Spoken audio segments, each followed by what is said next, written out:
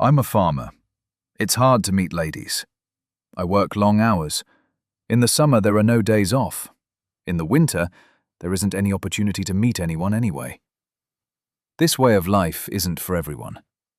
It's a passion, a calling. It's much more than a job.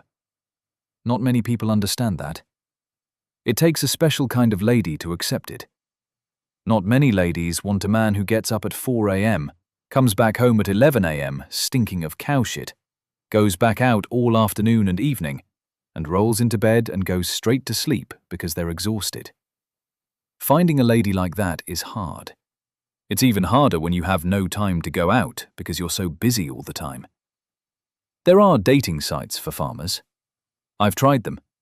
I don't get matches or clicks or swipes or whatever is supposed to happen in these places. Folks pass me by. Can't say I blame them. I don't have James Bond looks, and I don't have a big fancy house or car. Thing is, back in the winter, after the harvest was done, after the winter crops were sown, after the animals were brought in, and the days were short and the workload dwindled, I met someone. Kind of. Which is to say, I got a new vet. When you run a livestock farm, you see your vet a lot. There are always vaccinations and injections and tests and treatments to be done. You get to know your vet like a friend. Nothing binds two people together quite like getting showered in the shit of a sick calf. My usual vet retired. He's still a friend. His kids weren't interested in taking over the business, so he sold it to an incomer. She was called Evelyn, and the first time I met her, she had her hand up a cow's backside within minutes of saying hello. Her other hand held her phone, into which she was talking another farmer through a difficult carving. I was smitten. This was my kind of woman. Evelyn is a naturally very friendly person. I don't have many female friends. Fact is, I don't have any. So when she started being all friendly and hugging me when she saw me and so on, I got the wrong message. I thought she was into me. Don't get me wrong, Joshua. I didn't make this assumption easily. I'm no oil painting, and honestly it amazed me how she was with me. But with no other friendships with women to compare it to, I could only conclude that she liked me. Romantically, that is. I was even more convinced of that when I asked her if she wanted to stay for lunch one morning after she'd vaccinated the herd. She agreed, so we both got cleaned up and I cooked for her.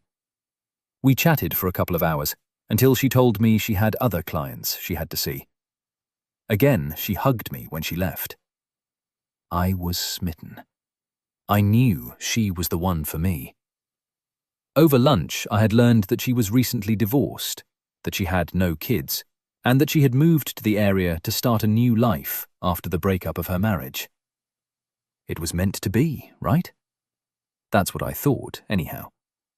So I called her up the next day and asked her if she wanted to go out to dinner with me. I knew I'd got it wrong when I heard the silence at the end of the phone.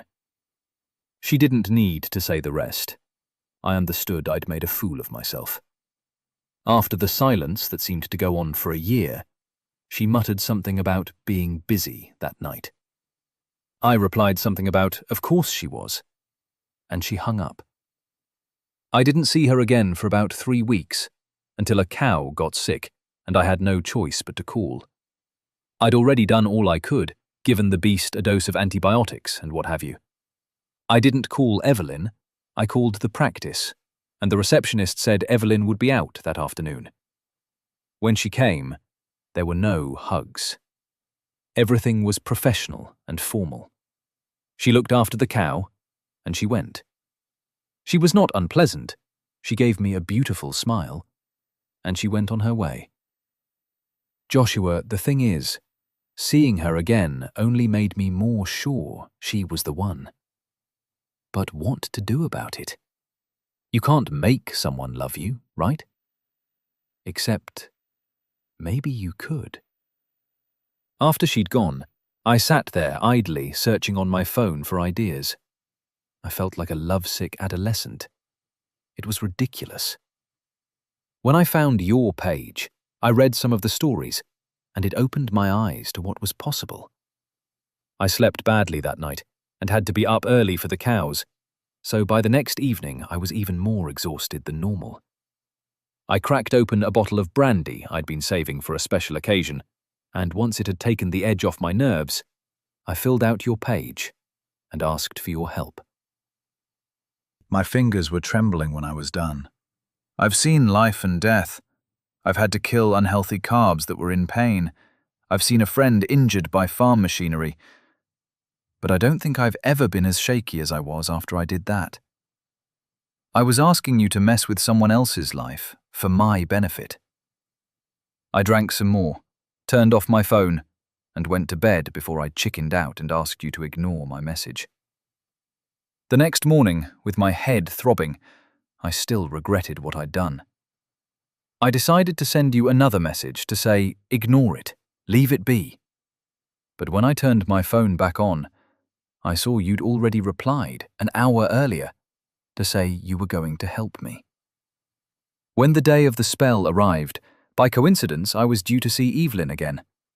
I had not seen her since you'd treated that sick calf. This time, she had to take blood samples from the herd. It's a regulatory thing. It means getting all the cows into a corridor and taking blood from each one in turn.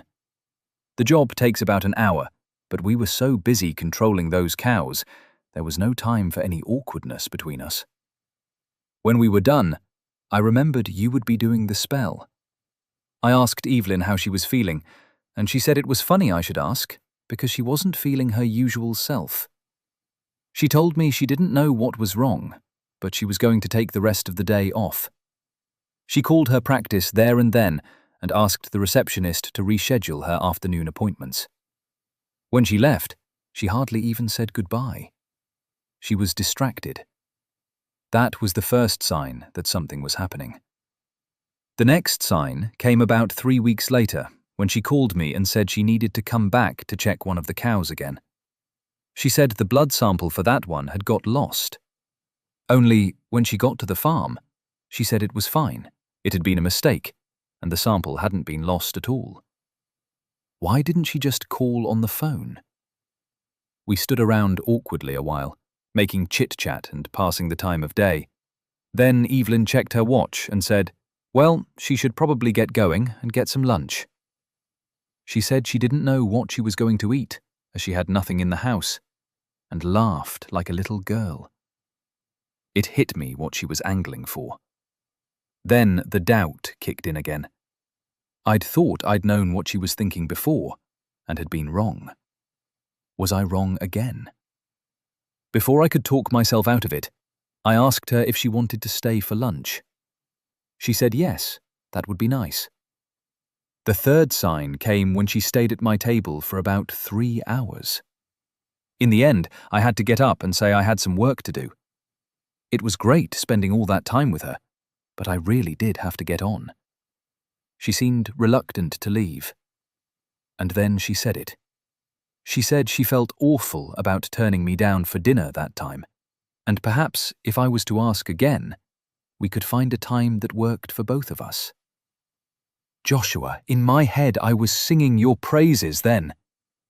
We arranged to go for dinner that weekend. I took her to the local restaurant. It's nothing special. That didn't matter. It was the company that made it special. The evening was long, and we both drank a lot of wine. She kept staring into my eyes. We were the last to leave, and when we said goodbye, she told me she was glad she had met me. I said I was glad too, and perhaps we could do this again sometime. She eagerly agreed, so we made plans there and then to go out the following weekend. That's how it all started, Joshua. The next weekend, she told me she'd been thinking about me all week. In fact, she said she'd been thinking about me for several weeks. She said she thought she wasn't ready to date anyone so soon after the divorce, but that since a few weeks, she hadn't been able to get me out of her head. She came back to the farm that evening, and let's just say we enjoyed breakfast together the next day. I can't thank you enough, Joshua. If I had woken an hour earlier the day you replied to me, I would have sent you a message and asked you not to do the spell. I'm very happy that didn't happen.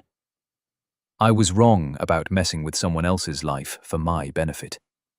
You didn't do that. You steered Evelyn towards me.